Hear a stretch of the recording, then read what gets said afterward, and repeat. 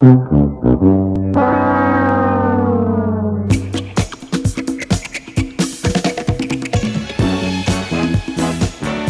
eu sou o Richard Ribeiro e sejam bem-vindos a mais um Failcast. Hoje eu tô aqui com... E é legal que ninguém falou, mas aqui ele é Nilson e eu acho que a SpaceX devia fazer um crowdfunding pra mandar as pessoas pra Marte. Meu nome é Lucas e se o Homem de Ferro existisse, o nome dele seria Elon Musk. Meu nome é Sérgio Sacani e, na verdade, o Homem de Ferro foi inspirado no Elon Musk. Como assim? Bem melhor. O Robert Downey Jr. fez um laboratório com o Elon Musk antes de gravar o Homem de Pior Ferro. que é verdade, né? É, pode ser. Eu realmente não sabia disso. Eu acho que eu já li isso em algum lugar. Isso é verdade ou vocês estão dizendo? É verdade. Eu sabia que ele tinha feito um laboratório com algum milionário desses aí. Com o Elon Musk, o Robert Downey Jr., antes de gravar o primeiro Homem de Ferro, né? Ele pediu pra fazer um laboratório com o Elon Musk pra meio pegar os trejeitos e tal, pra tentar ser aquele cara meio nerd milionário, né? Que o Elon Musk é. Então ele passou um tempo com o Elon Musk. Melhor, Sérgio. Nerd, milionário e bem vestido. Milionário não, né? O pessoal até brinca comigo que eu chamo ele de milionário, o pessoal fala ele é bilionário, é diferente. É verdade. Então o Elon Musk não é o Tony Stark da vida real. O Tony Stark é o Elon Musk da ficção. Exatamente, é isso aí. Caralho, mind blowing agora.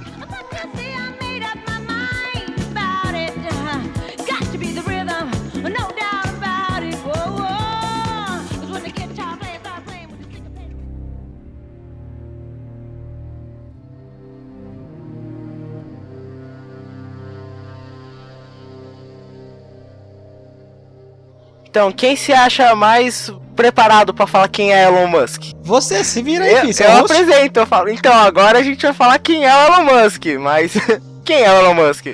Aí você fala, desgraça. Vai logo, se vira. Sei lá.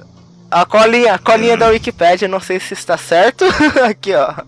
Começa, se tiver errado a gente bate. Aqui. O Elon Musk é um empresário sul-africano que atualmente mora nos Estados Unidos. E ele se mudou pra lá porque ele queria morar num lugar onde a tecnologia e as invenções fossem valorizadas e tal. Ele é um dos criadores do PayPal, o fundador da Tesla Motors e da SpaceX. E o cast de hoje é sobre ele. Pô, cara, você parece que você leu realmente uma pauta, assim, cara. Mas eu li a pauta. Eu tenho certeza que ele leu. Mas o legal de falar do Elon Musk, antes de chegar nisso tudo aí que ele foi, eu acho que o legal é falar, quando ele era adolescente, né, ele era um programador. Então, é verdade essa história que ele construiu um próprio videogame quando era criança? Isso, verdade. Ele é um cara que... É isso mesmo, ele é praticamente em quase tudo que ele fez na vida dele, ele é autodidata. Ele estudou tudo sozinho pra poder fazer. Então a primeira coisa que ele fez foi um videogame, né? Ele construiu o videogame, depois ele vendeu o videogame, depois ele entrou... Que hoje é conhecido como Xbox, pra quem não conhece. Caralho. Aí depois, na verdade, ele montou uma empresa, né? Na época que explodiu aquelas .com, né? Teve uma época aí no mundo que todo mundo queria montar uma empresa .com, né? Foi o boom desse tipo de empresa. E ele montou uma empresa... Foi no início dos anos 2000, né? Isso, no início dos anos 2000. E essa empresa depois, na verdade, ela foi comprada pelo PayPal, né? Na verdade, duas empresas se juntaram e montaram o PayPal, onde ele foi lá, um cara super inovador com as coisas que ele fez e tudo mais. Então... Desculpa te interromper, mas então ele não necessariamente ele foi o fundador do PayPal. Não, ele participou só. Do pessoal. Não, ele não foi o fundador do PayPal, ele era fundador... Ele era fundador de uma outra empresa e duas empresas se fundiram para formar o PayPal. E uma das empresas era a empresa que ele era dono. Nesse lance desse boom aí que teve no início dos anos 2000 das .com, então existia muita fusão dessas empresas e tudo mais. Só que uma coisa que é legal de falar, e acho que é por isso que nós estamos aqui conversando nesse cast, é que o sonho dele desde sempre foi ir para Marte. Ele tem o sonho pessoal dele de ir para Marte e não só dele ir para Marte, mas dele fazer com que qualquer pessoa possa fazer uma viagem espacial. Então ele tem... Ou seja, ele é amigo do Matt Damon, né? Isso. Olha, uma coisa um dos meus sonhos pessoais é ir pro espaço. Agora só falta todo o resto para o seu próximo Elon Musk. Exatamente. Maravilha. Isso aí. Mas aí é só correr atrás, porque ele foi do zero pra construir a SpaceX que ele fez, né? Tem várias histórias, né? A primeira ideia dele nem foi ele construir o foguete. Ele foi pra Rússia para comprar antigos foguetes balísticos lá que a Rússia tinha. E ele ia pegar esses foguetes, né? Ele ia pegar esses foguetes depois, ia modificar os foguetes para os foguetes virarem o foguete da SpaceX. Só que lá na Rússia aconteceu muito problema. Os caras não quiseram vender o foguete para ele. Tem até um fato interessante. Quando ele estava na negociação com os russos lá, ele tomou uma cusparada na cara dos russos. De verdade.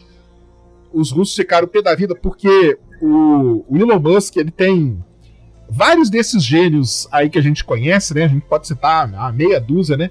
Inclusive aí o Steve Jobs e tal. Esses caras, o temperamento deles não é muito fácil. Então, não só com os empregados, a convivência dele social não é o melhor que ele tem, né? Nenhum desses. Tem vários aí que a gente conhece, né? Aí, você sabe o que SpaceX parece, cara? Olhando assim, parece o nome de site pornô, SpaceX.com. Por quê? Enfim. Continua com as olha só, tem cara, todo site pornô tem um X no nome. Xvideos, SpaceX, XNXX. É incrível, cara. E SpaceX, tipo espaço X, parece um pornô. E as empresas do Wake também tem, né? Tinham, pelo menos, né? Daí você vê de onde ele tava planejando mandar os negócios dele. Será que o Wake não se inspirou no Elon Musk? Não, existe essa história, entendeu? De tudo colocar o X, é verdade. Existe a história de que... cara, praticamente. Todo mundo se inspira no cara. Não é difícil, né? Não é difícil. O problema é quando o cara resolve se inspirar pra dar nome de empresa. Se bobear, Xvideos é por conta do SpaceX, cara. Você tá forçando, amigo. Aí tem que ver a história, né? Pra ver quem que veio antes, na verdade, né? A SpaceX, se não me engano, ela foi fundada em 2002. Foi o primeiro grupinho de pessoas lá que ele juntou e formou a SpaceX. Mas eu tava falando então, né, que ele foi pra Rússia pra comprar os foguetes, deu um rolo lá, os russos cuspiram na cara dele, cuspiram de verdade. E aí ele ficou pé da vida, veio embora pros Estados Unidos, e aí foi quando ele decidiu o seguinte, cara, quer saber? Aí voltando lá no começo da história dele, né, que a gente falou que ele criou um videogame, ele construiu o videogame, e quando ele era criança, adolescente, assim, ele chegou meio que à conclusão de que tudo que ele tinha, que ele queria fazer, era melhor ele construir do que ele pegar e comprar alguma coisa e adaptar, ou comprar alguma coisa pronta, quebrar e montar com várias peças. Então ele falou, quer saber? Eu vou construir o foguete. Vou fazer isso. Foda-se. Deixa que eu faço. Deixa que eu faço porque dos outros não dá certo. Eu acho que é mais que isso. Eu posso estar super especulando a personalidade do cara, mas uma frase que eu acho interessante é que você não terceiriza o conhecimento, você terceiriza a sua operação. Então, o que eu posso imaginar? Eu acho que como cara, é mais fácil para ele entender e fazer as coisas do jeito dele do que ele tentar perder tempo compreendendo dos outros e que não vai ser exatamente como ele quer. Tem um pouco a ver com essa questão desses gênios que você estava falando por exemplo, o Steve Jobs, que ele também tinha uma questão de colocar muito o dele nas coisas. Eu sinto um pouco disso no Elon Musk, vocês não? Com certeza. Cara, você falou dessa coisa da operação, pegando outro exemplo de outra empresa que ele formou, que foi a Tesla, que na Europa tá bombando, que são os carros elétricos. A bateria, porque um dos problemas dos carros elétricos que sempre teve foi que a bateria dos carros eram ineficientes, assim, não tinha um bom desempenho comparado com carros, né, motor a diesel e tal. E o Elon Musk, ele queria o objetivo de criar um carro elétrico que tivesse um desempenho tão bom ou até melhor do que um carro a diesel. E ele, junto com a Philips, criaram uma bateria, né, o foco era a bateria, uma bateria que tivesse um bom desempenho. E essa bateria, assim, está sendo revolucionária, porque os carros são carros que têm desempenho fodidos, são carros super bonitos. E tem carros, cara, que tem uma capacidade de atualização. E, por exemplo, é como se fosse um iPhone, cara. O carro atualiza e ganha recursos novos. Como teve um modelo, não sei qual foi, eu acho que foi o modelo S, que ganhou uma atualização que o carro dirige sozinho. Não sei se vocês viram isso na internet. Isso mesmo. É simples. É o carro autônomo que ele tem. É isso mesmo, exatamente. E tem outra coisa, né? Ele, nesse ramo de energia, ele também é muito famoso porque ele tem uma empresa muito grande de energia solar. Ele está construindo a primeira cidade totalmente movida a energia solar lá nos Estados Unidos.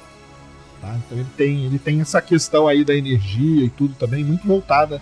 É muito importante isso aí dele. Ele apanhou muito no começo da Tesla também. Ninguém acreditava, igual você falou, né? Que, como que eu vou andar num carro elétrico, um carrinho que anda a 30 por hora, ninguém vai querer, né?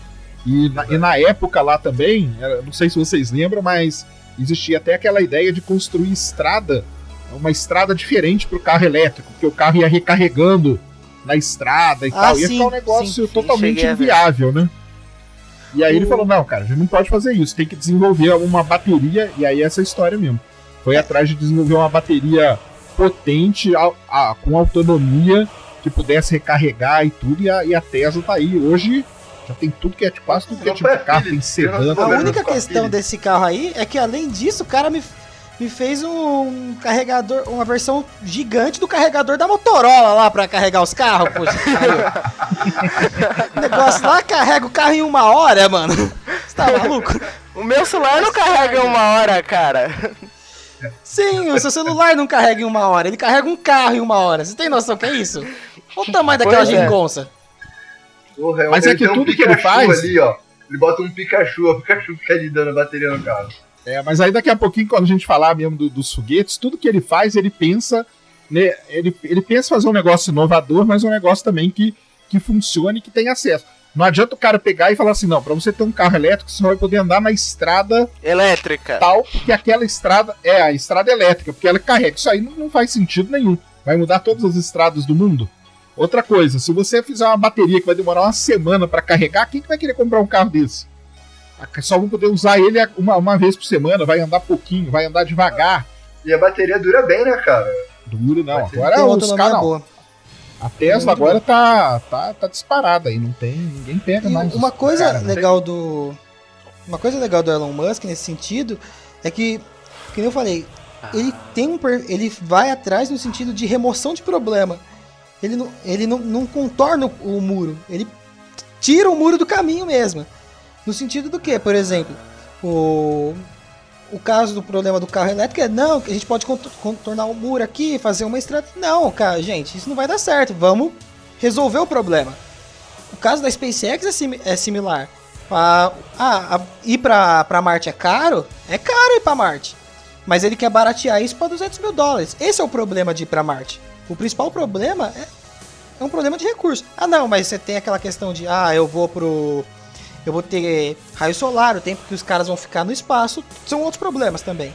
Mas a verdade é que se for muito caro, ninguém vai ir, porque o projeto fica inviável desde o começo.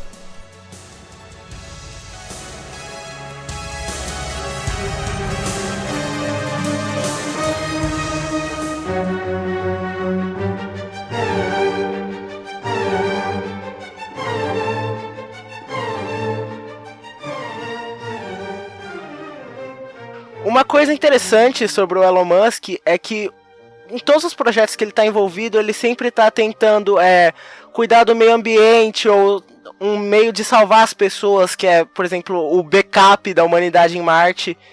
Então, eu queria saber o que vocês acham dessa parte dele de tentar trazer energia mais limpa, de tentar salvar as pessoas, assim. Se ele não fizer igual um livro que chama Asilo, que é enterrar toda a humanidade debaixo da terra e deixar lá como backup, tá tudo bem, cara. Mas assim, é uma responsabilidade social, vou ser sincero, tem duas coisas importantes nela. Primeiro, ela serve como um meio de você divulgar o seu trabalho. Porque, querendo ou não, as pessoas gostam de pessoas engajadas socialmente, que se preocupam com o planeta. Isso é algo que, como dá pra dizer, pega bem. Não dizendo que ele faça por causa disso, mas assim, é algo importante pra uma empresa. E mostra também que a pessoa ela tem um pensamento futuro muito diferente do que você via de empresários ou de magnatas de anos atrás, que se preocupavam muito mais no imediatismo do que em proteger uma geração que ele talvez não faça parte. Ele mesmo falou durante a última apresentação dele, que foi no IAC, quando ele apresentou o projeto lá de colonização de Marte, que... Por que ele estava fazendo aquilo? Ele falou que não era para salvar a humanidade, mesmo porque ele acha que não vai precisar, entendeu? Mas se precisar, ele tem uma saída para apresentar quando for preciso, entendeu? E outra coisa também, nem tudo isso que ele faz, a ideia dele é tentar propagar, mostrar, digamos assim, incentivar crianças e tudo mais, de que a pessoa pode seguir por essas áreas de tecnologia e tal, que é muito legal. Isso ele fala em várias entrevistas que ele já deu, ele deixa isso claro. Então ele tem essa vontade mesmo de compartilhar o conhecimento dele, de fazer com que as pessoas gostem tanto da energia solar, carro elétrico ou do espaço, e ele tem essa meio que missão aí que ele fala. Tanto que ele, se não me engano, não sei se ele abriu ou se ele só capitaliza vários, em torno do mundo todo, vários projetos de ciências em escolas, em faculdades. Ele bota dinheiro atrás. Isso. Uma questão curiosa. Ele trabalha muito sempre com fonte renovável de energia. Qual que é o posicionamento do mercado clássico de energia com relação a eles? Alguém aqui já parou para olhar isso? É uma dúvida sincera. Cara, eu já estudei porque ninguém gosta. Eu faço publicidade, né? E uma parada que se fala muito dentro do mercado é sobre energia limpa, né? Energia renovável, porque realmente os recursos eles são escassos, sim, eles têm um limite, e se continuar do jeito que tá, não vai durar como as pessoas acham que vai durar, sabe? E muitas empresas, né, elas usam o famoso greenwash, né, que é o que eles chamam de lavagem verde, que fala que faz coisas limpas, renováveis, mas por trás do pano não faz porra nenhuma. E a empresa, o Elon Musk, tem uma visão muito mais de realmente usar energia limpa, porque, cara, energia limpa não é só questão de ser bonito, ser bom pro planeta, é porque, futuramente, vai ser a energia mais barata, né? Porque como os recursos vão ficando cada vez mais escassos, o petróleo, essas coisas vão ficar mais caras. Então, você sendo produtor da sua própria energia, digamos assim, você não vai ficar dependente de terceiros ou de empresas de petróleo para suas negociações, né? Tanto que quando tem alta do petróleo, baixa do petróleo, você vê aí que o mercado totalmente muda, né? Porque tudo depende do petróleo. E eu acho que é isso, minha visão. Uma outra coisa... Eu ouço, cara, porque eu trabalho com petróleo e do jeito que tá o petróleo tá terrível, porque ele tá muito baixo. Tomara que ele aumente. Mas o Elon Musk, ele tem um negócio que é o seguinte. A história da SpaceX, ela começa mesmo quando os Estados Unidos, em 2011, os Estados Unidos aposentou os ônibus espaciais, certo? Ah, sim.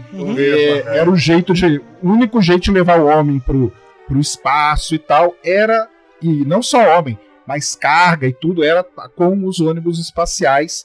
O único veículo que acoplava na estação espacial era o ônibus espacial e tudo mais. E no começo dos anos 2000, os Estados Unidos anunciou que em 2011 ele iria encerrar com o programa dos ônibus espaciais. Por vários motivos. Econômico, porque é muito caro, era caríssimo, e por motivo de segurança, é só lembrar dos acidentes com a Columbia e com a Challenger. Quando os Estados Unidos anunciou isso, o Elon Musk falou assim: caramba, então eu vou mesmo abrir uma empresa espacial, porque os Estados Unidos, quando ele anunciou isso, ele começou a surgir no governo americano a ideia de tirar o monopólio governamental desse lance de ir para o espaço, e eles viram que só com a parceria, digamos, que todo mundo fala aqui no Brasil, todos os candidatos, só com a parceria público-privada é que seria possível ratear, digamos assim, não só os custos, mas os riscos também. E o governo americano, então, abriu isso aí para várias empresas. Quando o Elon Musk soube disso, ele falou, caramba, é isso mesmo que eu vou fazer. Então eu vou atrás, eu vou montar o meu foguete, eu vou fazer de tudo, vou propor para a NASA e vou mostrar para a NASA que eu sou capaz de levar carga primeiro para a estação espacial e depois, no futuro, levar astronauta também. Quando ele propôs isso, só lembrando que a Tesla, essas outras coisas dele meio que já existiam. Uhum. O Congresso americano começou uma campanha totalmente contra ele. Porque boa parte dos congressistas americanos, eles não queriam que abrir esse space business que tem hoje para as empresas privadas. Eles queriam manter isso governamental. Tanto que tem uma coisa clássica que aconteceu, que 2 astronautas americanos, entre eles o Neil Armstrong e o Eugene Cernan, 2 caras top, 2 caras são considerados heróis nos Estados Unidos, eles foram no Congresso, o Congresso chamou eles, deu lá horas para eles falarem, e eles ficaram horas e horas metendo pau no Elon Musk, com tudo, porque não podia, porque esse negócio de empresa privada no espaço não pode, porque não vai dar certo e tal. Tanto que o Elon Musk, nessa época, ele entrou quase que numa depressão muito grande, porque ele tinha, principalmente o Neil Armstrong, era um herói para ele. E isso foi muito difícil. E foi muito difícil para ele, E foi muito difícil para ele ouvir de um cara que ele tinha como herói, o cara metendo o pau nele. Não se sabe. Rapidinho, Richard, imagina o jovem nerd fazer um vídeo falando assim, sabe o Richard Ribeiro? Aquele merda.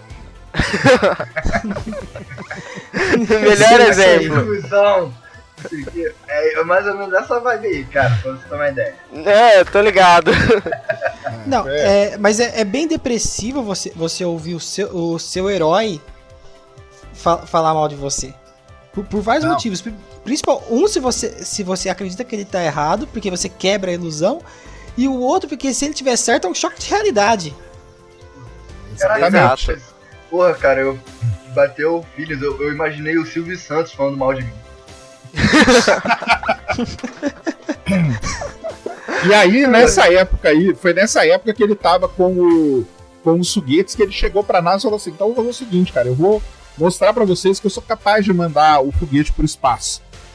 E aí tem essa famosa história aí, né, que ele só tinha 4, né, e começou tudo a dar pau, a explodia no ar, explodia não sei aonde, até que ele conseguiu no último lá, ele não tinha mais dinheiro nenhum, ele colocou $100 milhões do bolso dele na SpaceX para poder construir os foguetes e provar para a NASA que era possível levar carga para o espaço.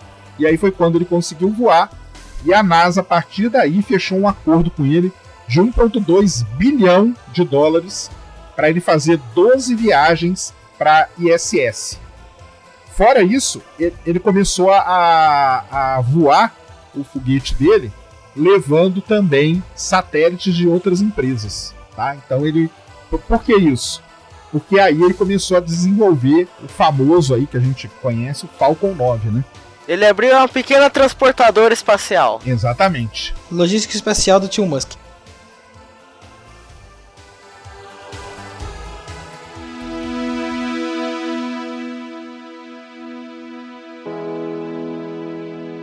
Uma grande pergunta é que assim, na verdade não é uma pergunta, acho que é uma coisa que é interessante falar. Os foguetes deles, eles se diferem dos foguetes tradicionais da NASA e de outros programas espaciais ao redor do mundo. Eu acho que é interessante a gente tentar entrar nisso. Mais ou menos, né? O foguete dele, ele tem vários foguetes, né? Começou lá com o Falcon São 1, 4, né? Falcon tal, tem vários. Hoje ele voa com o Falcon 9, né? Por que tem esse nome? Porque tem 9 motores que impulsionam o foguete, né? Por isso que ele tem esse nome Falcon 9. Por que é Falcon? Millennium Falcon. Millennium Falcon. Ele era apaixonado por Guerra nas Estrelas, exatamente. Então ele dá o nome tudo pra isso. A cápsula que ele leva, a cápsula dele chama Dragon, né? O primeiro voo dele, isso é uma coisa muito legal de falar. Ele queria provar pra NASA que ele era capaz de levar carga pro espaço. Mas a primeira Dragon dele que voou pro espaço foi uma cápsula de levar astronauta. Porque ele deixou subentendido que além da carga ele também podia levar astronauta para o espaço. E essa cápsula Dragon, ela está exposta lá na sede da empresa dele na Califórnia. Tem a primeira cápsula que ela voou com o foguete e ela soltou e caiu no mar. E isso foi em 2012, se não me engano, foi a primeira vez na história que uma empresa particular conseguiu lançar um foguete, a cápsula se desprender do estágio do foguete, cair no mar, ser recuperada com sucesso. Ou seja, então, pro Guinness Book. Mais ou menos, né? A partir daí ele começou Nesse momento, ele já tava no Guinness Book. Tem uma categoria Elon Musk no Guinness, cara. Ou seja, se ficou subentendido pode levar pessoas, então a preocupação do governo americano é que o Elon Musk usar o espaço para levar imigrantes ilegais para os Estados Unidos. Essa, na verdade, é a preocupação do Trump. Aí você falou do foguete, né? Se o foguete dele é diferente. O foguete dele nem é tão diferente, não. O foguete dele é com o Falcon 9, né? Ele tem 2 estágios principais, né? Tem vários foguetes que são assim, o Antares é assim, os da ULA são assim, entendeu? Tem foguetes que não é muito diferente dos outros, não. Mas uma coisa que diferenciou ele, não diria os foguetes, mas da plataforma de decolagem que ele construiu, que é aquele lance dela ser meio móvel, né? Dela se mover de acordo com onde o foguete vai parar, não tem uma parada assim. Não, isso aí é o projeto dele pra depois. Hoje o que ele faz? Hoje ele lança os foguetes lá do Cabo Canaveral. Ele paga para a NASA uma taxa para poder fazer os lançamentos dele. Ele fez acho que 2 na Califórnia, na base de Vandenberg, que a NASA tem na Califórnia, mas a maior parte dos lançamentos dele é no Cabo Canaveral, porque a empresa fica na Califórnia, o setor lá, o escritório e tal, mas em Cabo Canaveral, lá no Kennedy Space Center, se alguém um dia tiver a possibilidade de ir lá, é muito legal de ver. Do lado da NASA tem um galpão gigantesco da SpaceX, que é dali que ele coloca o foguetinho dele lá na base de lançamento e manda pra cima, entendeu? Só tem um detalhe que agora que você falou Cabo Canaveral que eu não posso deixar passar, é que eu preciso dizer que a primeira pessoa que não era um órgão governamental americano que decolou de lá foi o Pica-Pau, porque eu me lembro sim, senhor.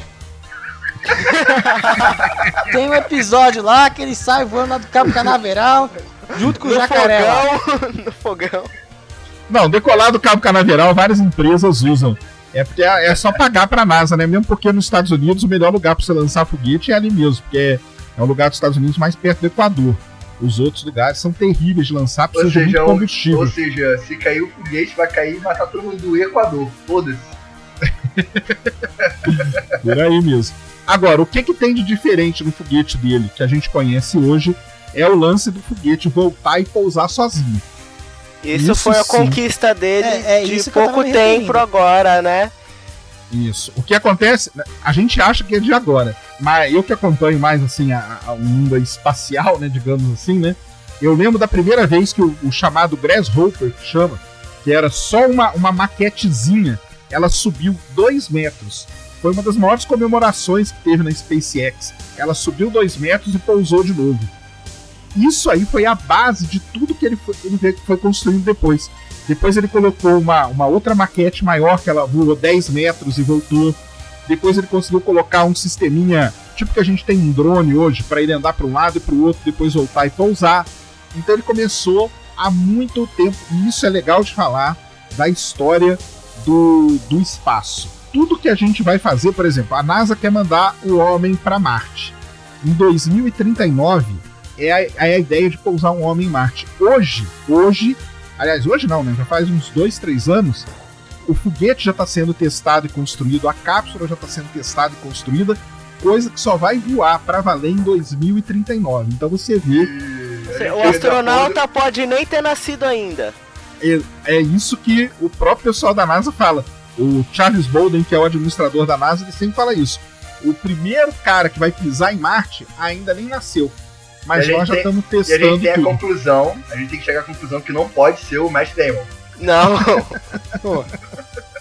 Ele chegar o Matt Damon já tá lá, cara. Já tá lá, ele foi o primeiro, né? Ele não fala lá no filme. A gente coloca o Matt Damon numa cápsula criogênica, congela ele e espera um pouquinho. Aí manda ele. Problema resolvido. Mas aí tem um negócio legal de falar, que aí voltando naquele outro papo que a gente tava falando, do lance dele tornar as coisas viáveis, né? Uhum. Quando ele começou com esse lance do espaço, ele viu que não tinha jeito de uma empresa privada ter um lance espacial se ele fizesse o foguete dele voltar e ser reutilizável. Por quê? E o exemplo que ele dá é sensacional. Não sei se vocês já ouviram. Imagina você pegar um avião, vou pegar aqui perto, tá? Já viu, né? Pegar um avião do Rio para São Paulo. Chega no Rio, o avião é destruído, tem que construir um outro avião para você voltar. Se fosse assim, a indústria aérea, né, nunca teria ido para frente. Nunca. Se para cada lugar que você fosse tivesse que destruir e construir outro, não fosse um negócio reutilizável, não teria ido para frente. E é baseado nisso aí que ele fala isso aí em todas as palestras dele, ele dá esse exemplo aí. Ele viu que ele só podia fazer se tivesse como reutilizar o primeiro estágio do Falcon 9. E é aí que começou toda a saga dele. É um negócio que demorou muitos anos para ele poder conseguir fazer o que ele conseguiu, que a gente vê aqueles pousos que são realmente espetaculares lá que ele consegue. Ou seja, né, chegou à conclusão que deve ser usado garrafa PET para fazer foguete. Essa é a conclusão que ele chegou. Então, e é legal, eu não sei se vocês já viram, depois se vocês não viram, vocês procurem no YouTube, os primeiros hoje todo mundo vê o pouso dele na balsa, em terra e tudo mais. Mas os primeiros pousos do Falcon 9 eram no mar. O que explodiu, de né? propósito. Não, nem é o que explodiu na balsa, não. O foguete descia e ele fazia o foguete pousar no mar, na água. E aí ele direto na água? Na água. Aí ele pousava e afundava o foguete. Por quê? Ele estava testando todo o mecanismo que tem ali no foguete, do foguete voltar direitinho em pé. Tanto que ele fazia o foguete pousar em pé. Sabe aqueles caras que fazem salto ornamental? O cara, quando pula, o ideal é que o cara pule retinho, que tire o mínimo de água possível da piscina. Se o cara dá uma barrigada, tal, sai água pra caramba. Qual que era a ideia dele? Era ver o foguete dele, se o foguete dele conseguia pousar retinho no mar. E na hora que o foguete dele afundava, ele via se ele tirava o mínimo de água possível. Ele perdia de propósito o foguete, de propósito não, porque ele não tinha desenvolvido ainda toda a tecnologia, né? Mas só pra ver se ele tinha condição de fazer o foguete vir em pezinho e cair na água. Então você tá me dizendo que o cara... Porcaria, perdi o time da piada. Acontece. Eu ia fazer uma piada com salto ornamental. Eu imaginei a cena, rapidinho, Richard, eu imaginei uma cena agora do foguete indo pousar ali, tá indo pousar, aí na hora que ele vai ver, ele, sei lá, deu uma piscada, ou ele se distraiu, ele, puta, perdi a porra do pouso. Tem que fazer de novo. Mas aí que tá, o foguete dele leva um monte de câmera, viu? Aí então ele via, tem câmera por dentro, por fora, de tudo que é lado, né? Então, pra quem não viu, procure no YouTube os pousos do Falcon. O link tá no post aqui. Isso, coloca o link no post aí, porque eu já vi, cara, vale muito a pena. Vale muito a pena. E vale muito a pena porque, pra quem tá vendo hoje ele pousar na balsa, você fala, pô, o cara tá pousando na balsa. Aí dá errado, uma vez explode, nego vem e desce o cacete. Olha lá, o cara explodiu um negócio, que fracassado. Fracassado, cara. Faz anos que o cara tá fazendo um negócio, entendeu? O pessoal que fala que ele fracassou e tal, não tem nem ideia de que ele tá 8, 9, 10 anos pesquisando e fazendo as coisas pra isso aí dar certo. E aí, quando dá certo, também elogiam ele pra caramba, e devem elogiar mesmo, porque é um negócio sensacional. Nunca tinha sido visto isso antes, né? Não, e aquela, então... quantas missões espaciais foram necessárias pra Apollo 11 chegar na Lua? Isso. Quantas pessoas morreram, né? Porque morreu a Apollo 1, os caras foram incinerados, né? Dentro da Apollo 1. Não, sim. Exatamente isso que eu tô falando. Tudo bem, você vai dizer, não foram todas até a 10 que todo mundo morreu, obviamente. Só que, pô, teve falhas no percurso da NASA também. O cara lá pegou fogo na balsa lá, tá mais tranquilo do que você queimar um cara em mergulho atmosférico. Com certeza. Uma coisa interessante desse pouso na balsa, que acho que esse exemplo eu vi no vídeo do Isinobre, que é que você pousar o foguete na balsa é tão difícil quanto você jogar um lápis em cima do Empire State Building e esperar que ele caia em pé certinho do outro lado. É tão difícil assim? Porque o pouso vertical, ele é um negócio, também se alguém quiser pesquisar depois, pesquise, é o problema do pêndulo inverso. Isso aí é um problema famosíssimo para quem faz faculdade de física e tal, matemática, estuda esse problema. Problema do pêndulo inverso. Pesquisem aí e leiam, que vocês vão ver que é um negócio muito complicado. entendeu? É muito complicado mesmo fazer esse tipo de pouso aí. Mas a pergunta é, o Elon Musk ou a NASA, quem chega primeiro em Marte? Elon Musk. Com certeza. Na verdade eles vão chegar meio junto, cara, porque a NASA tá... O Matt Damon. O Matt Damon deve chegar antes. O Matt Damon já tá lá, cara. Já tá lá. Quando chegarem lá vai ter uma fazenda de batata lá. Mas eles vão chegar junto, cara, porque em todos esses projetos aí do Elon Musk, a NASA tá dando todo o apoio pra ele. E aí, eu não sei se pode falar, pode ficar meio datado o programa. Tem problema ou não? Não, aqui só tem programa datado. Não, é porque... Cara, quase ninguém vê isso mesmo, então... Não, é porque hoje quando a gente tá... vê, porque é um áudio, né, mano?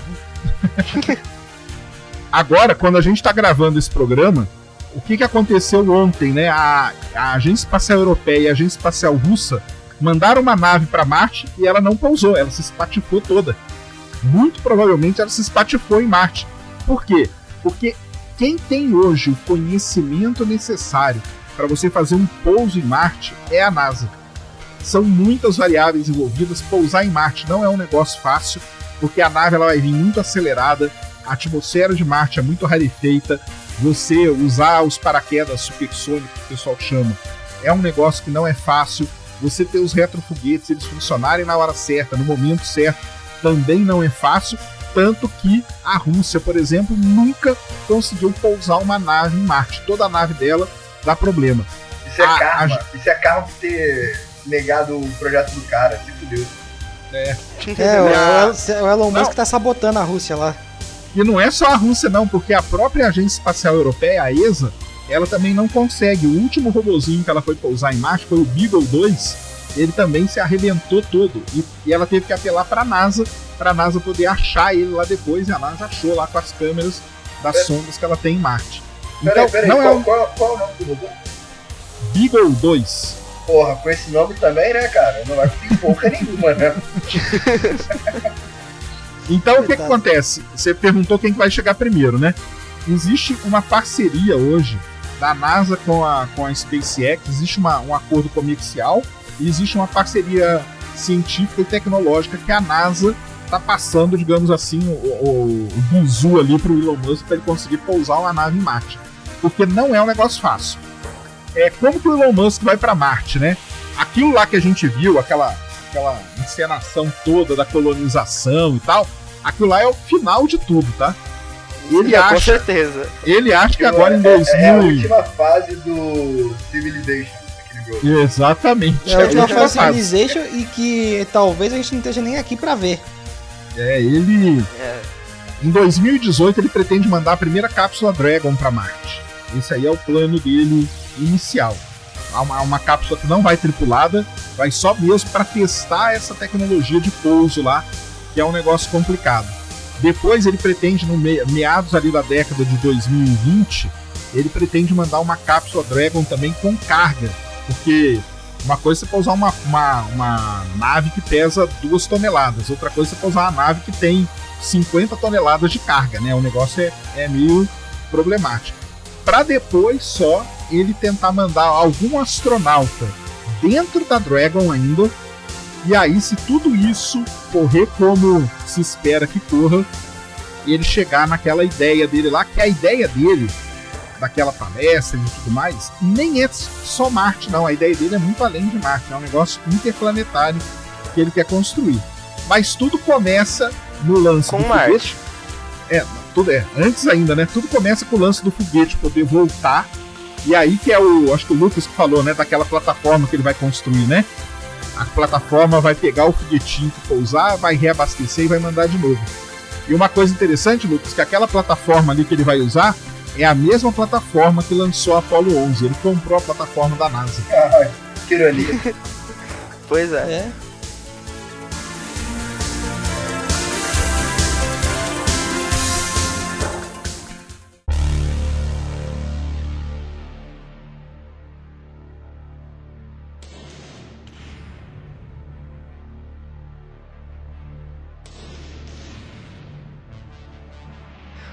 Uma coisa que eu acho assim, do jeito meio louco que o Elon Musk é, assim, que a gente conhece, Eu não acredito que ele vai querer mandar um astronauta genérico Matt Damon pra Marte. Eu acho que ele vai querer ter esse gostinho de falar, eu fui o primeiro cara a pisar em Marte. Será que... Será? Cara, não, o pessoal pergunta pra ele. Cara, ele vai estar assim, não sei qual vai ser a idade dele, mas se um dia fizerem um filme sobre ele, o cara que vai fazer ele no cinema vai ser Matt Damon, cara. Tem certeza. Congelamento criogênico, alguém? Porque, cara, uma coisa que o Elon Musk, que eu bato palma pra ele, cara, é essa parada da ousadia e de ele não ter medo de arriscar, cara. Porque eu vi um vídeo mostrando um quanto de dinheiro ele já perdeu, digamos assim, nos projetos que, abram aspas, falharam, né? Que ou explodiu, ou teve algum problema. E, tipo assim, o que ele perdeu de dinheiro foi uma parada, eu acho que na casa dos bilhões já, nem milhões. E sozinho, né? Perdeu sozinho. O que o governo americano fez? O governo americano cansou de perder dinheiro sozinho. Por isso que ele foi atrás dessa parceria aí, pra ver se tinha algum maluco que queria perder dinheiro junto com ele, entendeu? Não, e outra coisa, né, sempre Sérgio? Tem um maluco, sempre né? Sempre tem. E outra coisa, né, Sérgio? O lance também dessa parceria com a NASA é que quando você faz esse tipo de contrato, você também tá alocando pra sua equipe ali as mentes mais poderosas que estão dentro da NASA, né? Que podem ajudar nos cálculos e tal. Isso. Aí tem uma coisa interessante aí, porque se vocês verem, tem vários programas, a gente pode deixar linkado também uma entrevista que ele deu no 60 Minutos, aquele programa norte-americano lá, é muito legal também, tá? Ele, como eu falei lá no começo, né, ele é autodidata em tudo. Ele não tinha conhecimento nenhum do espaço. E ele foi estudar tudo sozinho. Ele se enfiou nos livros, começou a conversar com um monte de gente e tal, para entender esse negócio do espaço. E aí você está falando desse negócio dos astronautas e tal. Ele tem um astronauta de confiança lá que trabalha para ele. É um astronauta... não é tão famoso, porque os astronautas ali do programa de ônibus espacial nem ficaram tão famosos. Mas é um astronauta que já passou 6 meses na ISS e é um astronauta que voou em 2 missões de ônibus espacial. Esse cara é tipo o guru dele ali dentro da SpaceX para esse lance de espaço, porque ele não tem, digamos assim, a formação. Mas ele foi atrás e ele, totalmente autodidata, foi aprender tudo em livros, e ele fala isso em várias entrevistas, em livros e conversando com muita gente. Então ele ia na NASA, conversava com um cara, conversava com um astronauta, conversava com outro, foi assistir aula em faculdade como ouvinte, né, que a gente chama, né, para ter uma noção das coisas que ele não tinha, para poder complementar, se afundou nos livros lá, igual ele fala também. Então Sérgio, ele deve ter lido aquele livro Como Ir pro Espaço for Dummies. Exatamente. Começou por aí, né? E hoje ele tá aí fazendo história, praticamente, né? Em algum lugar o cara começa. Uma pergunta fugindo um pouco do contexto dessa parte de estudo dele e tal, mas é o seguinte: um problema que eu imagino, dois, na verdade, que eu sempre imagino com relação ao espaço. O que é um foguete, teoricamente, quando ele tá em pleno voo, ele não freia. É aquela carroça sideral desgringolada que vai, nada para. Avião não freia também, cara. Não, eu sinal vermelho. Eu sei, mas o que acontece se alguma coisa imprevista aparece na frente? Existe um... Você já assistiu Lost? Eu sei que o primeiro episódio é igualzinho o que acontece, cara. Tá falando que quebra pica-pau, cara, aparecer do nada? Por exemplo, um asteroide, alguma coisa imprevista. Porque tem asteroide que a gente vai ver que tá tirando uma fina da orelha da Terra aqui, quando ele já tá aqui perto. Então, é o jacaré no fogão. Então não dá pra você... pode ser... Não, mas esses foguetes, todos os foguetes, eles têm uns foguetinhos ali de fazer manobra. E eles, não é que eles freiam, né? Eles desaceleram. Então, e aí ele consegue esquivar, digamos assim. Ele consegue, eles manobram, né? Então se você vê, por exemplo, a Soyuz foi lançada há 2 dias atrás. Amanhã ela vai chegar na estação espacial. Na hora de acoplar, se você vê na NASA TV, no momento que ela tá acoplando, tem umas câmeras que mostram de fora, que você vai ver não é uma fumaça, não. É como se fosse uma fumaça saindo em alguns lugares. Aquilo ali são os motorzinhos que vão endireitando ela, colocando ela no rumo certo, entendeu? Então tem como... que faz aquele barulho... Isso, faz esses barulhos aí, exatamente, isso aí. E uma outra coisa é que tem uma teoria um pouco antiga que dizia o seguinte, talvez seja até bom colocar no final do cast. Tem uma teoria um pouco antiga que dizia o seguinte, que a humanidade, ela seria mais provável ela se autodestruir antes de chegar ao nível de ser uma civilização interplanetária. Na verdade, essa teoria ela se abrange todas as civilizações. Ela seria, diriam, que uma raça qualquer, X, não chegaria ao ponto de ser interplanetário porque ela se autodestruiria antes disso acontecer.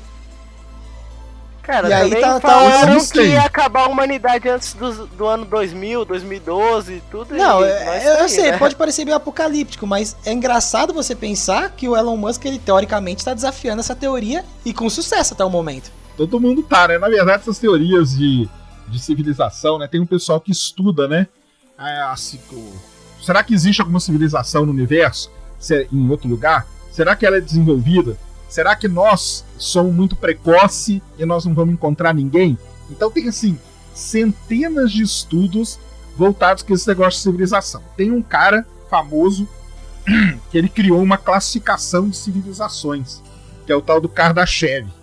E aí ele classifica a civilização Kardashev de tipo 1, tipo 2, tipo 3, tipo 4, é o tanto de energia que ela consome, é o quanto que ela consegue viver, e alguns classificam a raça humana de Kardashev tipo 1 e alguns de Kardashev tipo 0, que nós nem começamos ainda nada. Então, isso aí são essas teorias, né, que o pessoal desenvolve pra tentar explicar, né, cara, essas teorias, cara, parecem alguma coisa de RPG, tá ligado? Assim, o seu personagem é Kardashev tipo 0. Pra evoluir, não sei o quê. Vai tomar no cu, porra. Esses caras criaram essas teorias. Aposto que o Elon Musk nem era nascido quando essa teoria foi criada. Aí o cara nasceu aí. Mas ele nem liga pra isso também não, entendeu? Ele segue a vida dele. Ele segue a vida dele. De se dane, entendeu? Qualquer um. Na pilha dele de bilhões de dólares. É porque a ideia disso aí era explicar o paradoxo de Fermi, né? Basicamente. Isso, tem os caras que estudam, né? Por que a gente não encontra ninguém e tal. Aí tem. A galera começa a viajar nessas teorias aí. Tem tudo isso mesmo. Mas o lance dele é. O lance do Elon Musk com Marte, eu não sei se vocês sabem, mas é muito avançado, cara. A ideia do Elon Musk, na verdade, é terraformar Marte. Não sei se já ouviram essa expressão. Sim, é transformar Marte num planeta habitável como se fosse a Terra. E eu juro que a última vez que eu ouvi falar sobre terraformar Marte, fora desse contexto do Elon Musk, ele falava sobre algas e baratas mutantes de Marte. Enfim. Não parece Marte? Eu tinha uma vez que eu ouvi em terraformar, tô assistindo Doctor Who. Caralho, isso foi porra. O que acontece, né? Enfim, a gente teria que terraformar Marte. Marte hoje, pra quem não sabe, Marte hoje é um planeta frio, seco, né? Então não tem nada lá. Água, provavelmente não deve ter água, só congelada nos polos. Água líquida hoje na superfície. Existem alguns indícios e tal, mas não deve ter tanta água assim. E qual que é a ideia dele? É terraformar Marte. Então ele quer degelar, tirar a água das calotas polares de Marte, transformar a atmosfera e tal.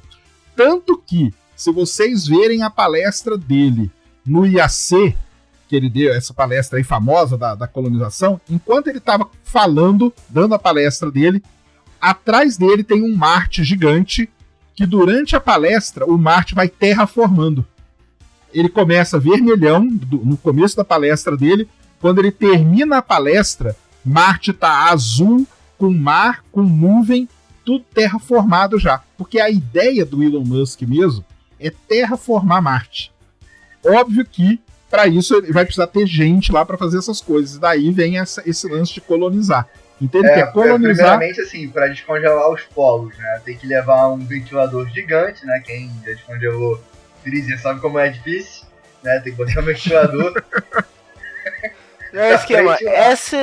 Essa terraformação de Marte é a capa do Twitter da SpaceX. Entra lá, você vai ver. Aí tem Marte, aí vai não só do Twitter. O canal tudo, deles no YouTube é lógico, porque isso aí, é isso que eu queria chegar. A ideia do Elon Musk, ela é muito maior do que tudo isso que a gente tá falando, entendeu? A ideia dele mesmo, original, é terraformar Marte.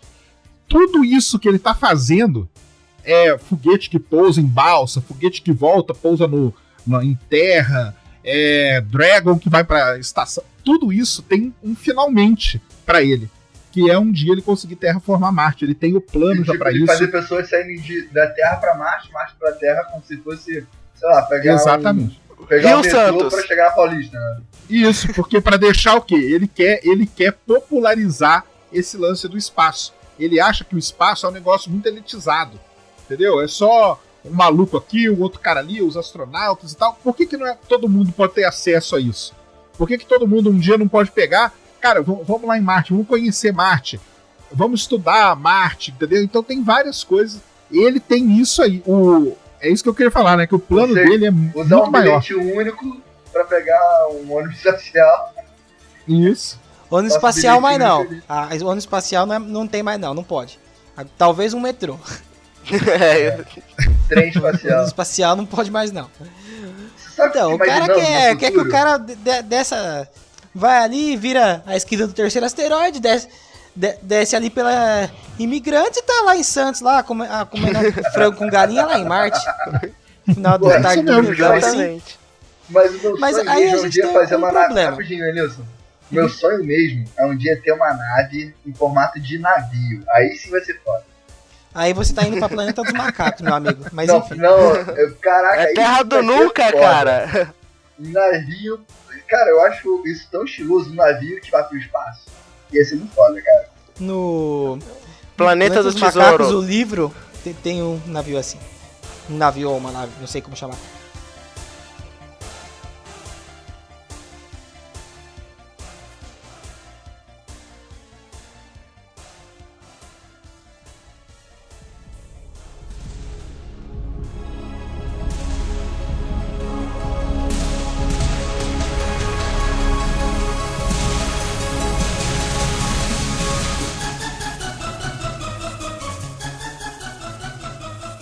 É uma pergunta curiosa.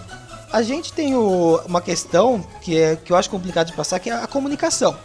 Porque assim, hoje em dia é muito fácil você falar com qualquer pessoa do planeta. E isso torna a globalização e viver entre vários continentes uma coisa muito mais simples. Só que tem um delay muito maior de uma comunicação daqui para Marte. 10 minutos hoje. O Elon Musk, ele tem alguma 10 minutos? solução para isso? Ou alguma 10 minutos. sugestão para como resolver esse problema? Então, é aí por isso que ele conta com a NASA, né? O que a NASA... Aí, em paralelo ao Elon Musk, só fazer um pequeno parênteses aqui, tá? O Elon Musk tem essa ideia dele. Então, a ideia dele, terraformar Marte, colonizar, papapá. Paralelo ao Elon Musk, a gente tem a NASA. Não pode esquecer que a NASA tá fazendo um monte de coisa para ir para Marte. A NASA tem um grande programa dela, vamos deixar o link aí também, que chama Journey to Mars. Você pode entrar lá, você vai ler, tem todo o plano detalhado do que eles querem fazer para ir para Marte. O Curiosity, acho que todo mundo conhece, né? O roverzinho que tá lá, que tira aquelas fotos legais, é um início de todo esse processo da NASA. Ela lançou o Curiosity, em 2020 ela vai mandar um outro rover, que é bem parecido com ele, e aos poucos ela vai indo. A NASA vai mandar hoje não, né? Vai mandar no futuro uma série de sondas que vão ficar na órbita de Marte, justamente para quê? Para melhorar essa comunicação. Hoje, ela usa 2 sondas só, então tem momentos que, dependendo da posição que Marte tá, a comunicação fica precária. Mas, como eu falei lá aquela hora, né? Que a ESA e a Roscosmos mandaram a nave agora que não deu certo, ou que deu, não sabem, mas provavelmente não deu. A comunicação hoje está demorando aí cerca de 10 minutos, tá? Então, o sinal para chegar de Marte para a Terra demora 10 minutos. Ainda é mais rápido que o 3G em São Paulo. Então não Se tiver no metrô, tão... tá bom. O Elon Musk vai fazer uma parceria com o WhatsApp. O WhatsApp marciano. Já é verde, né? O símbolo. crer. Mas a ideia é essa, né? E na Terra também, né? Nós vamos ter mais radiotelescópios para receber a rede, né? A chamada Deep Space Network, a DSN, que conta aí com várias antenas espalhadas pelo mundo. Quem quiser também procura DSN, que você pode acompanhar ao vivo a recepção de sinais de todas as sondas que estão voando no sistema solar pelas antenas da DSN. Também eles pretendem aumentar essa rede de antenas e aí com isso deixar, vamos ver, né, se cai aí esse tempo de comunicação. Marte tem vários problemas, que é esses problemas de posicionamento, tá? Quando, por exemplo, Marte está passando atrás do Sol, tem um momento que Marte está em oposição com a Terra, que é o melhor momento para você mandar qualquer coisa para lá, que é quando a viagem dura aí seus 8, 9 meses, só que tem um momento contrário, que é quando Marte está do outro lado do Sol. Nesse momento ainda, a comunicação ela sofre muito, tá? Uhum. Mas pelo que eu entendi, então, a gente teria que ter alguns beacons para poder fazer uma espécie de retransmissão. Exatamente. É isso que é feito hoje, só que hoje tem pouca sonda. A NASA pretende colocar mais sondas ali. É mais ou menos a comunicação via satélite na Terra, né? Você coloca, tipo, retransmissores, né? Então o sinal sai lá da superfície de Marte, chega nesses satélites, e esses satélites mandam ele para a Terra. Interessante. Eu achei que a gente ia ter uma certa dificuldade devido ao tempo do sinal em si, seja de rádio ou de feixe luminoso. Mas é interessante saber que a gente consegue acelerar isso. Elenilson, tu já jogou algum jogo online com a internet ruim? Meu irmão, delay a gente já tá acostumado, brother. Vai dar tudo certo. O que é 10 minutos de atraso pro cara que tá há 15 anos tentando pousar foguete? Não é nada. Agora, Marte tem vários outros problemas, né, cara? Assim, outros seríssimos, né? O principal deles é a radiação. Porque Marte não tem atmosfera. Radiação não é problema. É evolução natural. Faz a seleção ali, né? Daqui a pouco vai estar todo mundo bronzeado, moreno lá pra se proteger da radiação. Não vai dar tempo. Sem cabelo. Não, o cara morre de câncer antes, cara.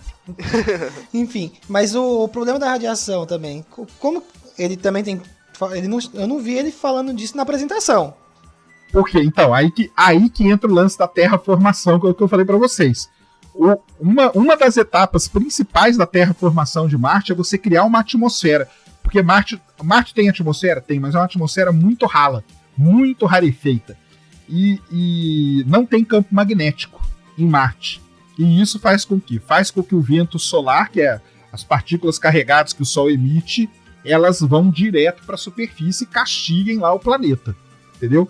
Então, ele sabe disso. Sabendo disso, uma das etapas principais do processo de terraformação de Marte é criar a atmosfera. Ele tem lá as ideias dele de como fazer, extrair o seu... Tem toda a química lá que ele precisa fazer para isso. Ele teria que instalar tipo usinas, né? Tipo, refinar, vamos dizer assim, como se fosse uma refinaria. Entre várias aspas, tá, pessoal? Entre várias aspas. Mas como se fosse uma refinaria para pegar o material que tem no solo de Marte, fazer toda uma transformação, mais ou menos com o que vocês viram ali em Perdido em Marte, que o cara faz aquela química toda e tal, para tirar um elemento daqui e outro dali, é fazer aquilo em larga escala, para criar uma atmosfera em Marte. E também, não só atmosfera, porque só atmosfera não adianta, ele pretende, e aí é uma parte muito polêmica do plano dele, bombardear Marte para tentar reativar o campo magnético do planeta. Então, ele tem duas ideias bem viajantes. A primeira é jogar um asteroide em Marte, aí o asteroide vai se chocar, e ele acha que com isso o núcleo volta a girar e gera o campo magnético. Ou a outra é levar um monte de bomba nuclear para Marte, bombardear lá e fazer o núcleo girar de novo e criar o campo magnético. Aí que entra a Rússia! Aí que entra outra coisa. Tem um jeito mais fácil de você... Pera aí, rapidão. Vamos dar um corte aqui que... Você acabou com a minha piada, cara. Eu só queria falar que tem um jeito mais fácil de a gente resolver esse problema da terraformação de Marte. É só a gente mudar todas as fábricas chinesas pra Marte. Só o gás carbônico que sai daquela desgraça faz a atmosfera inteira.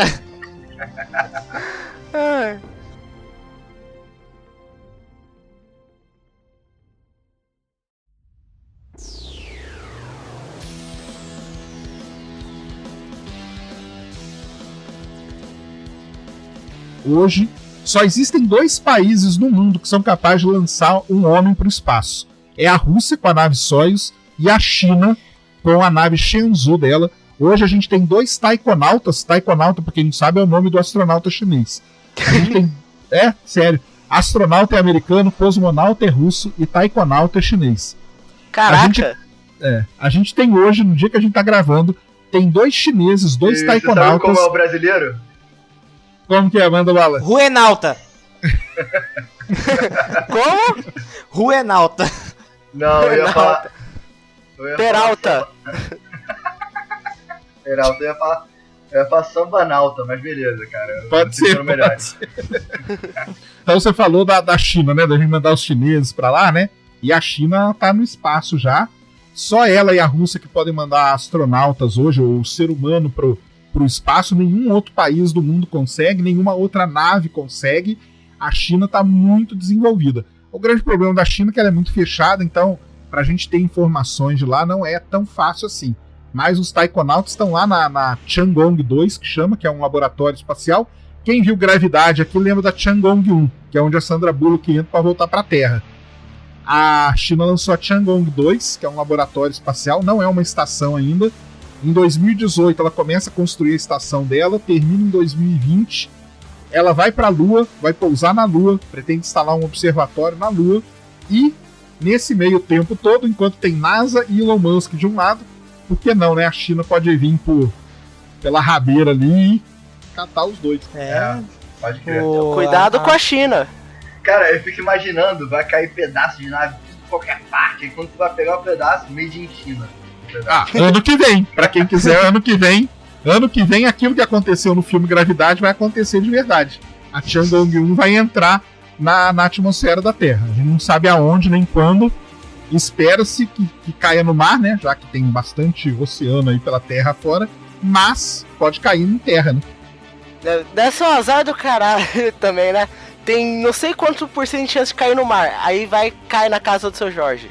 Tipo, porra, pô, eu ia ficar feliz. O Jorge ele pega aquilo e vende pra sucata, mano. Pô, vende pra sucata não, vende pra China, pra ela guardar lá no museu dela. Verdade. Falando nisso, né, e voltando a falar da SpaceX, eu não sei se vocês sabem, mas tem um fato muito interessante da SpaceX, que uma vez ela lançou um foguete, e um Falcon desses da vida, e um dos estágios dele caiu no Brasil, lá no Mato Grosso, numa fazenda no Mato Grosso. Sério? Sério, tô falando sério. Eu fiquei sabendo disso, não só eu, mas um grupo de amigos que a gente tem, que a gente conversa e tem essa... mexe com coisa de astronomia e tal, né? Uhum. Nós ficamos sabendo, uma das pessoas entrou em contato com um engenheiro da SpaceX e falou, olha só, aqui pertinho da minha cidade, numa fazenda aqui, caiu o estágio do seu foguete, você quer ele de volta? Ele tá aqui e tal, não sei o quê. O cara falou, não, a gente não liga pra isso aí não, caiu. Não precisa dessa porcaria não, pode ficar. Mas você falou cair. Imagina o Capial na sacada dele assim, com a palha na boca, ele olha o negócio caindo assim, bem em cima do gado, pastando lá na frente. É hoje que chegou os calaque quente aqui, dona Betana. Vem aqui pegar o menino. Você queria dizer Betânia? É Betana mesmo. Foi foda. Betana. Quem disse que esse negócio de alienígena era mentira? É por isso que nasce lenda de Curupira, dessas porra toda, que cai a porra ali e é o capeta ali. E só pra terminar esse lance de cair pedaço de nave, no norte do Brasil, Amapá, Roraima, Amazonas, no Pará, cai muito pedaço de nave, sabe por quê? Porque tem muita nave da Agência Espacial Europeia que é lançada da Guiana Francesa. E normalmente quando esses estágios se separam, quando não pousa controlado, como é o caso do Falcon 9 do Elon Musk, ele cai e ninguém sabe onde ele vai cair, né? Não tem controle nenhum, é descontrolado. E como a Guiana é aqui perto do Brasil, no norte do Brasil, muitos pedaços de nave caem lá no Maranhão, tem pedaço de nave, na Pará, e esses pedaços de nave são interessantes, dos Arianes, que são os foguetes da Agência Espacial Europeia, porque cai tipo um pedaço do tanque de combustível, que é uma bola perfeita. E quando cai, o cara tem certeza que de dentro da bola vai sair um extraterrestre. Isso pode explicar porque qualquer negócio que você vê aí, a nave é bola. Exatamente. Você vê lá no Dragon Ball, a nave é bola, o Super-Homem, a nave é bola, tudo é bola. Mas tem esse fato interessante da SpaceX, caiu um pedaço do foguete deles aqui no Mato Grosso. E aí eu lembrei porque vocês falaram aí, né? Imagina o cara tá lá e cai um pedaço em cima da casa. Cai, isso aí acontece, não é tão difícil, não.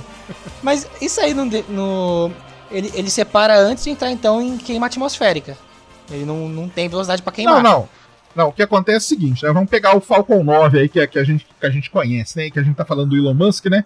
Uhum. O Falcon 9 ele tem basicamente 2 estágios.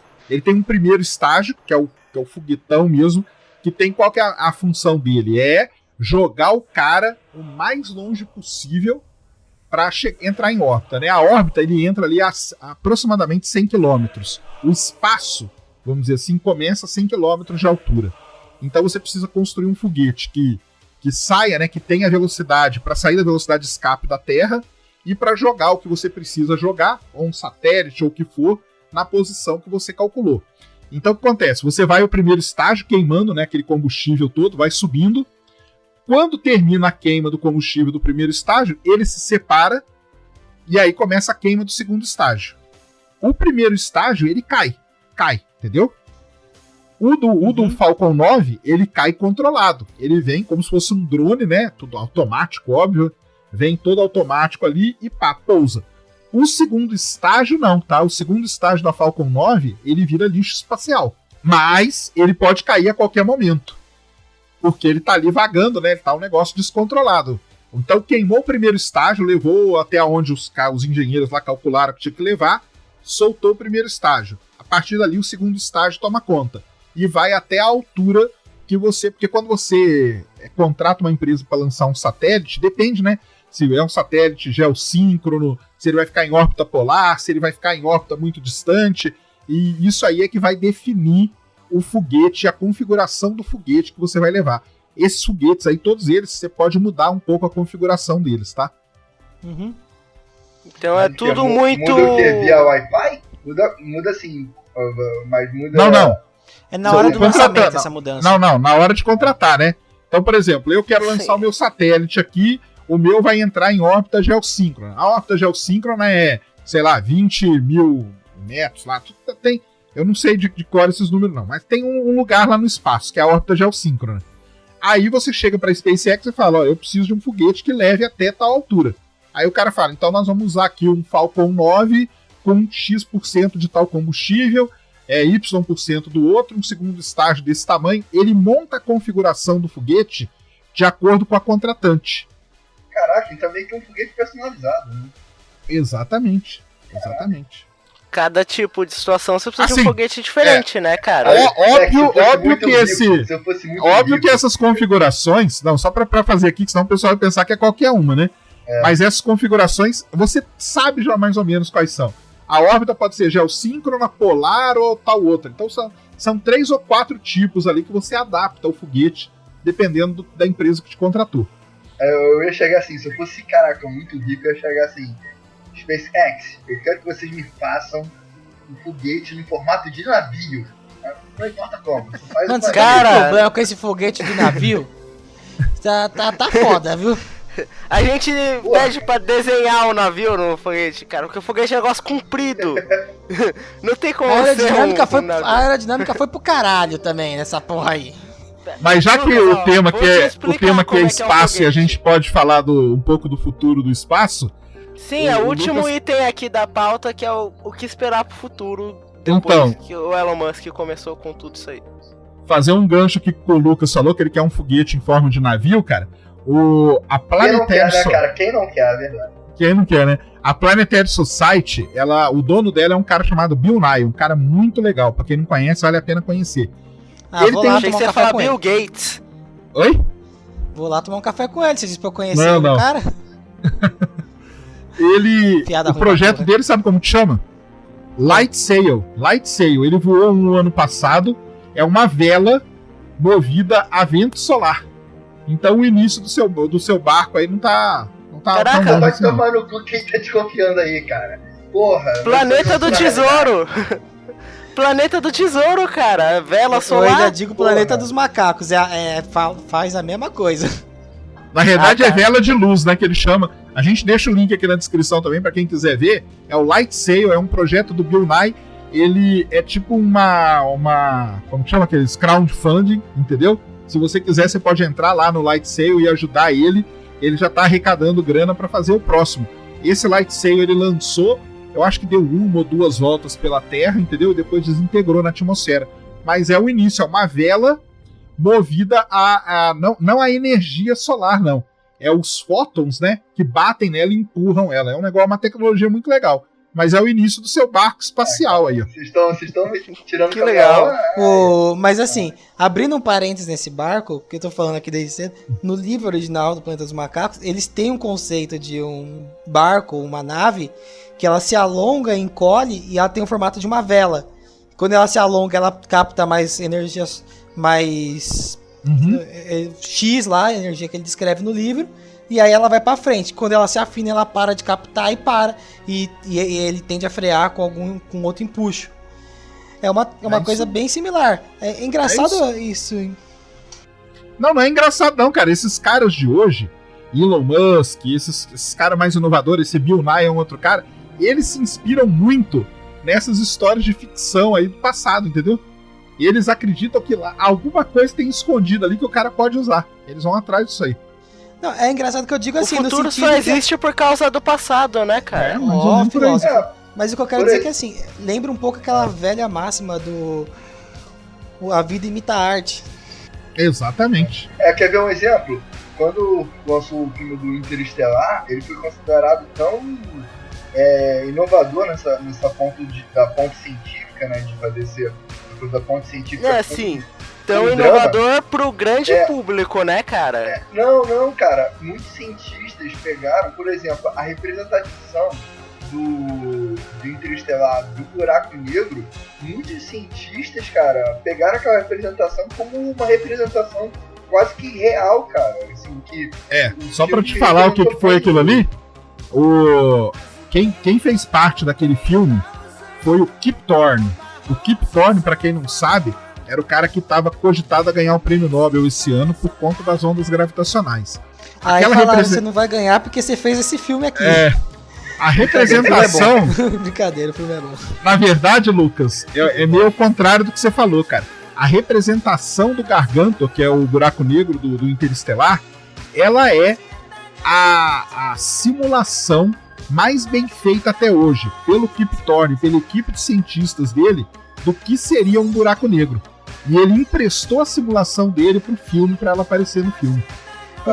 O que ia ser louco nesse filme era ver esse buraco negro aí soltando Gamma Ray Burst, destruindo o filme inteiro, é isso.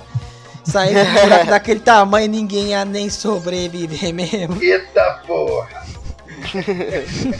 Mas esse aí, a gente tá falando do futuro do espaço, né?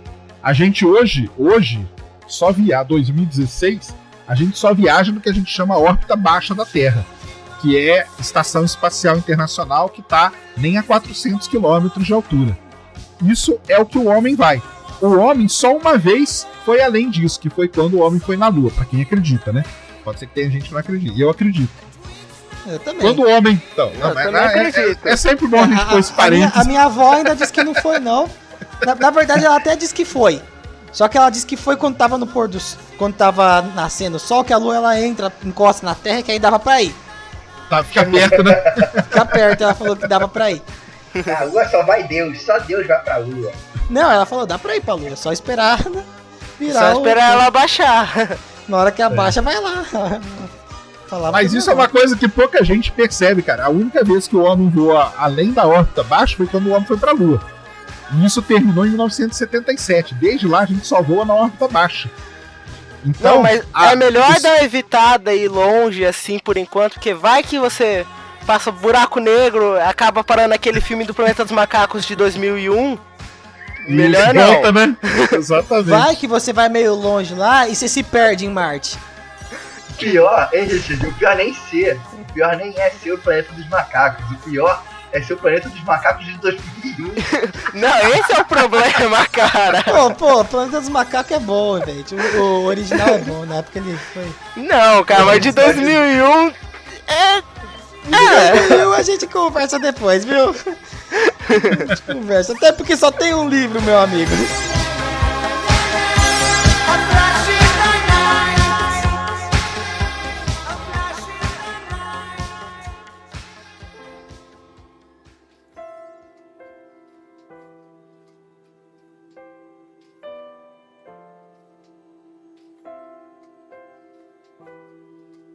Mas aí o que acontece? O futuro, qual que é então? O primeiro é conseguir viajar além da órbita baixa. Já vai ser uma coisa boa. Os Estados Unidos pretende fazer isso. Ele vai mandar a cápsula Orion dele, que é a nova cápsula, dar uma volta na Lua com astronautas e voltar para a Terra. Depois a gente tem aí a história toda do Elon Musk de ir para Marte, e não só para Marte, né? Ele depois, com aquilo lá que ele propôs, ele quer fazer viagem interplanetária. Então ele quer ir visitar, por exemplo, as luas congeladas do sistema solar, que hoje é onde a gente acredita aí, quem acredita, né, são os lugares mais prováveis para ter algum tipo de vida, que é Encélado, Europa, por exemplo.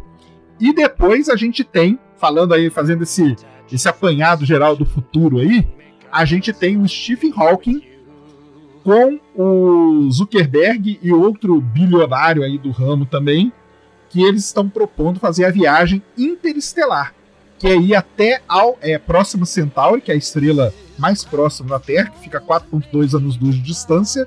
Já dizia o nome. Exatamente, só que não vai ninguém. Ele vai mandar o quê? A nave é do tamanho de um chip e ela é impulsionada pela vela lá do barco do Lucas lá. Aí, ó. Chico me zoando? Sociedade criticando? Toma essa. Exatamente. Só que a do Stephen Hawking é pior, porque a do Stephen Hawking é movida a laser. Ele pretende colocar laser nas montanhas mais altas da Terra. Você lança esse chipzinho, ele abre uma vela gigante e você bombardeia ele com laser e ele vai chegar aí a 30%, 40% da velocidade da luz. Isso é o que ele diz, né? Nas contas lá que ele fez. E com isso nós vamos conseguir chegar em Próxima Centauri, em Alpha Centauri, em Beta Centauri. Então vamos dizer assim, o futuro é esse, mas, pessoal, é uma coisa muito distante do que a gente tem. Assim, hoje, a gente só chega a 300 km. A gente tá na casquinha aqui ainda, entendeu? E Próxima Centauri, ela tá a alguns anos-luz, não? 4.2. 4.2? Dá pra ir. Dá pra ir ainda dá pra ver chegando lá. Dá pra ver chegando. Não, é porque uma coisa que eu tava pensando que chega a ser meio triste, que existe a chance de boa parte desse pontapé inicial, o próprio Elon Musk não vê. Elon Musk nunca vai ver a terraformação de Marte. Tipo... A terraformação completa provavelmente não. Agora o pontapé inicial... o quarto clone dele veja, mas não sei. O pontapé inicial ele vai ver sim. Talvez ele até dê o pontapé inicial, né? Não, o pontapé eu digo que sim, mas por exemplo, colonização, população de Marte, aí ele não vai chegar. Mas aí você pega o Stephen Hawking com a viagem dele interestelar, esse aí tá mais perto ainda de não ver nada. Aí, então, vocês estão voando. Mas Stephen Hawking lá, daqui a pouco ele vai transmitir a consciência dele pra dentro de um robô e tá tudo certo. É a consciência dele que vai fazer a viagem, cara. Vocês estão esquecendo daquele homem bicentenário. Que os órgãos artificiais, o Elon Musk vai ser o próximo homem bicentenário. Tá ligado? Aquele filme? Pode ser, né? Claro. Do Robin Williams, né? Robin Williams, né? Aí com certeza ninguém vai poder reclamar que o seu Elon Musk é útil ou não, mas enfim. É verdade. Mas esse aí que é o futuro, mas isso aí vale lembrar, que eu tento lembrar toda hora quando eu tô falando que hoje, cara, 2016, a gente só vai a 300 km.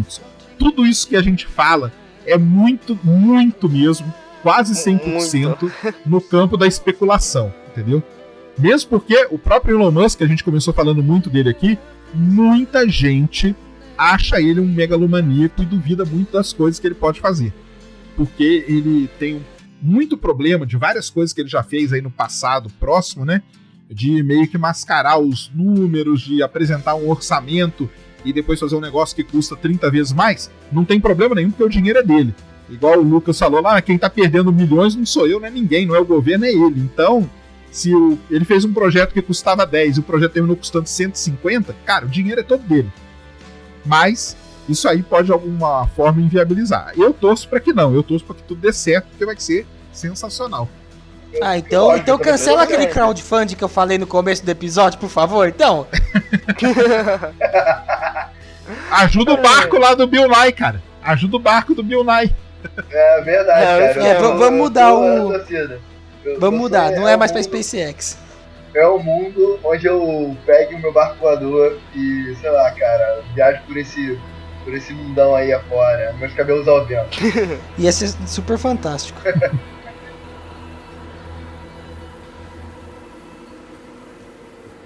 Só tem uma pessoa que eu quero agradecer aqui, na verdade. Para tudo. Quero agradecer o senhor Elon Musk, que ele tá fazendo um carro que eu não vou ter nem que dirigir mesmo nessa porcaria aqui. Só isso aí. O carro vai me levar pra todo lugar que é...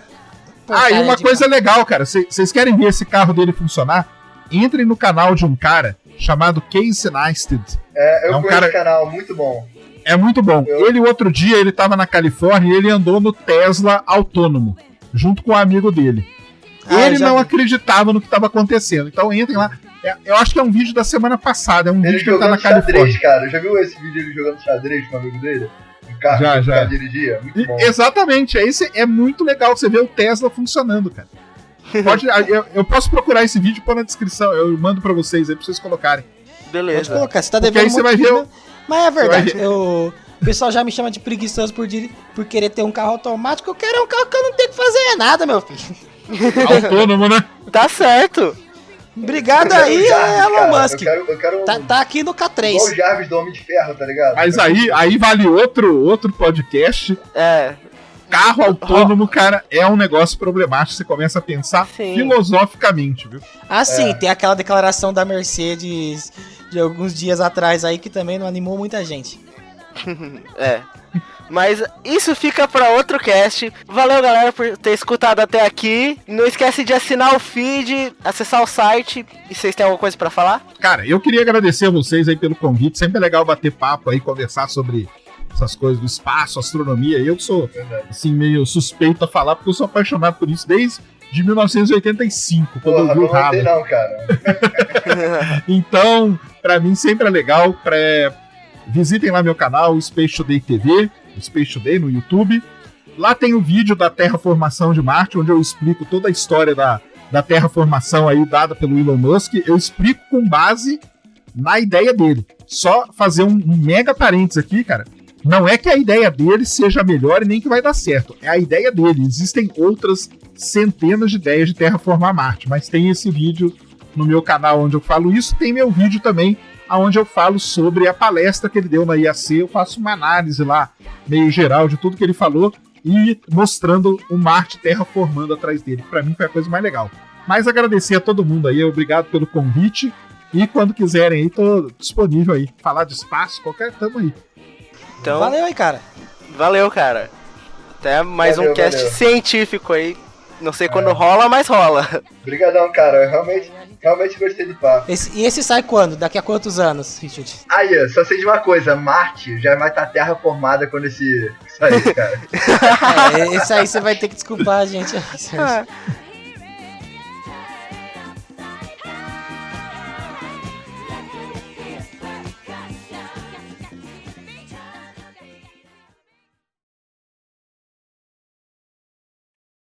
O X-Video saiu em 2007, tá? Eu olhei no Wikipedia. Então, SpaceX é mais velho.